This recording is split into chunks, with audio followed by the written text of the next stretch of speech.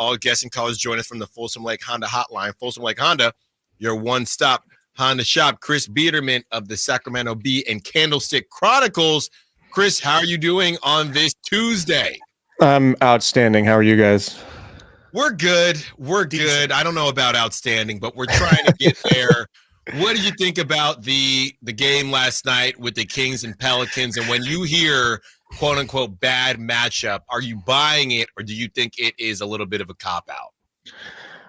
Well, I guess that depends on how you view that term. I was in New Orleans for the Kings 2 games against the Pelicans a few weeks ago, and it was very clear that they just don't have the bodies for Zion Williamson and or Brandon Ingram. So if you wanted to zoom out and make this a big picture sort of statement about the Kings roster, I think it's a pretty compelling case that that you could probably afford to find some bigger wing defenders. And I don't know, frankly, how the Kings do that, right? They're sort of limited in the assets that they have that might allow them or that might put them in play for somebody like OG Anunoby or Pascal Siakam if they want to make a move like that at the trade deadline. Yeah, they have a lot of picks, but I don't envision them ever trading Keegan Murray. And then that makes you question, like, would they ever include Domantas Sabonis in a deal like that? I don't know. So it's, I think the Kings, their biggest impediment to winning a championship right now is that defense. It's not a new thought, but you're going to be going against big wing offensive players in the playoffs. And if you are trying to win a championship, like is the Kings' stated goal, right? You just need to get better in that area. And they're not getting enough from Harrison Barnes in that regard. Keegan Murray, obviously a second-year player who's shown plenty of promise offensively, is still cutting his teeth a little bit on the defensive end. And I credit the Kings for giving him those tough defensive assignments, but he's just not a defensive stopper yet. So can the Kings improve defensively with the trade? That remains to be seen. Can they improve with what they already have? I think they're hoping that they can, but I would question if they can get to that level with the guys they already have. And I think these last few games against the Pelicans would certainly prove that point. Chris, yeah, you mentioned you were on that road trip where, yeah, I think they had two different in-season tournament games during that stint. The vibe from last night after the game was pretty down. It did seem like those guys did kind of take that loss a little bit harder than I think you would take a traditional regular season loss. But the funny thing is it does seem like in the lead up to the games, at least they were playing it a little bit coy in terms of how much they felt like they cared about the tournament. Did you get any sort of vibe for how much this team, how much importance they put or value they put into this tournament on that road trip?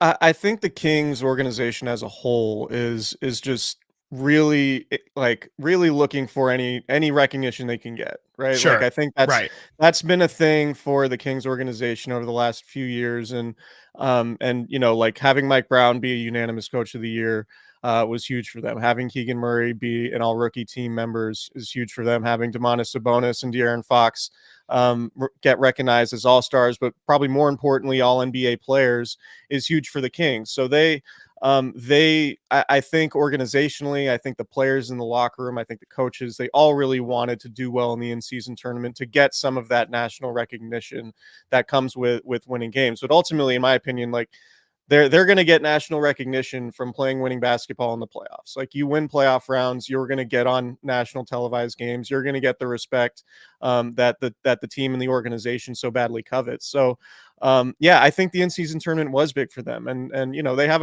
a few guys who have made a very good amount of money in the league or are set to make a very good amount of money in the league. And the $500,000 probably wasn't going to be life-changing for them. But, the people like Colby Jones, or guys at the end of the roster would certainly love to win $500,000 in the in-season tournament. So there's an element of that where you have veterans wanting to do right by the young guys and say, hey, let's put some life-changing money in your bank account and see, so that I think that was important for them and the competitive aspect. I do think for one thing the in-season tournament does is it provides teams that aren't often in that national spotlight, in that championship conversation. It offers them an opportunity to stand out a little bit. And I think that's what the Kings were hoping to get from that in-season tournament experience. Talking to Chris Biderman of the Sacramento Bee and the Candlestick Chronicles. Chris, switching it over to the Niners. And Chris, I mean, you know how it is when you're coming up with content. the Niners do something like this, and it's really reminiscent of the beginning of the season where, okay, I guess they're just the best team in the NFL, and that's what it feels like right now. What were your thoughts on the butt kicking of the Philadelphia Eagles, and what's next for the Niners? I don't even know. We were talking about a letdown game. I think they could have, if they get, it's really the Ravens and that's it. Not to disrespect any other teams, but what did you think about what you saw from the Eagles and what's next for the Niners?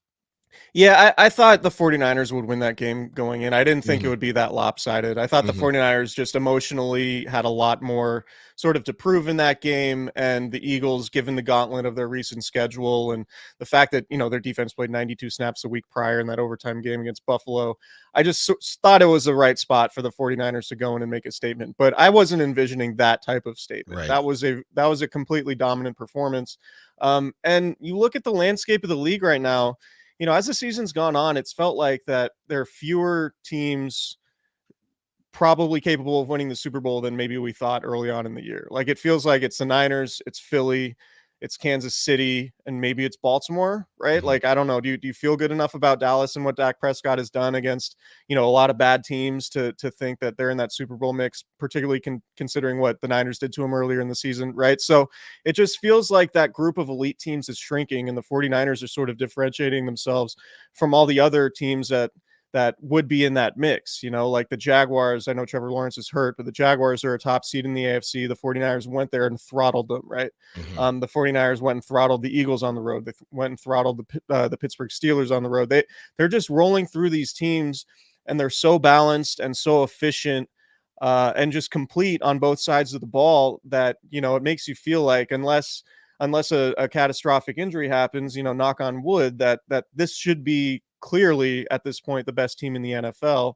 And as we get further removed from that 3-game losing streak, you can, maybe look to some extenuating circumstances, not to use them as an excuse, but, when you don't have Trent Williams and Deebo Samuel in those games, and you have a short week coming back home to play the Cincinnati Bengals, who were coming off their bye week, like, there might be some extenuating circumstances in that blowout loss that you had, right? So I just think that the Niners are differentiating themselves from the rest of the NFL, and I think they're pretty clearly cut now as the number one team in the league, as long as they can stay healthy.